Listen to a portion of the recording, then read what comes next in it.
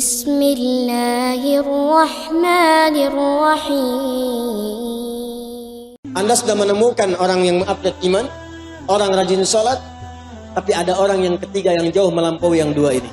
Sudah imannya bagus, sholatnya rajin, yang ketiga dia gemar berbagi. Alladzina yu'minuna bil ghaibi wa yuqimuna as-salata wa mimma razaqnahum.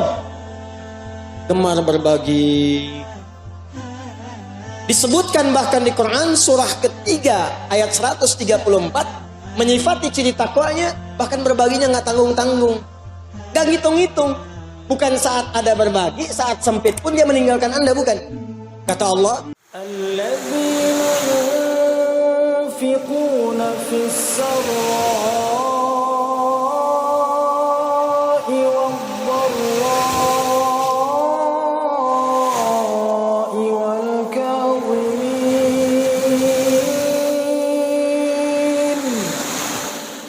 wal-kadhimin al-ghayza wal-'afina 'anil nas wallahu yuhibbul muhsinin.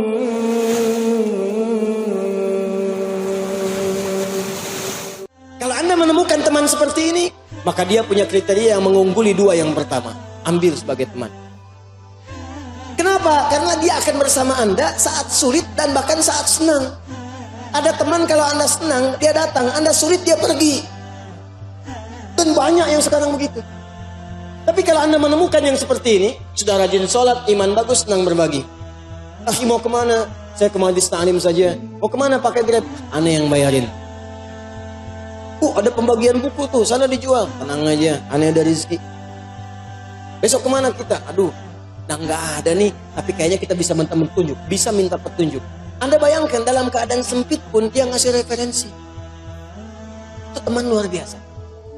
Ini kisahnya banyak, Pak. Jadi ada 2-3 orang sahabat. Ini kisah orang-orang soleh, salafus soleh di masa lalu. Ini menarik ini. Ada seorang teman, bertiga sebetulnya mereka, sahabatan. Udah iman bagus, rajin sholat, rajin infak. Tiba-tiba tiga-tiganya ini sedang punya persoalan. Satu orang punya uang, kalau kita 1 juta lah misalnya itu, dipakai untuk kebutuhan dia. Tiba-tiba temannya datang, si A, yang B yang punya. Kemudian ketika si A datang pada B, aku butuh ini, Allahu Akbar, dia berikan pada kawannya walaupun dia butuh. Ternyata apa yang terjadi? Si A ini mengambil kemudian uangnya, ya tanpa disadari datang si C kepada si A. Aku butuh nih katanya. Ya, A pinjam ke B. A sudah dapat, si C datang ke si A. Tanpa tahu ke si B, ke si A dulu. Aku punya kebutuhan nih. Si A yang baru minjam ke si B tadi, teman-teman sekalian. Karena temannya dia butuh, maka dia berikan pada temannya. Dipraktekkan ayat yang sama. Wa yu'thiruna ala anfusihim walau kana bihim khasasa. Maka diberikan pada si C tanpa pikir panjang. Nih, aneh ada rezeki. Padahal baru minjem dari si B. Si B yang uangnya dipinjam oleh si A tadi, karena merasa ada kebutuhan datang pada si C. Dia nggak menyebutkan uangnya dipinjam, dia cuma katakan barangkali antum ada kelapangan rezeki, anak ada punya kebutuhan, nilainya sama 1 juta juga. Di si A minjam ke si B, si C ke si A, si B minjam ke si C. Si C pun tanpa pikir panjang karena punya sifat ini, diberikan langsung seketika.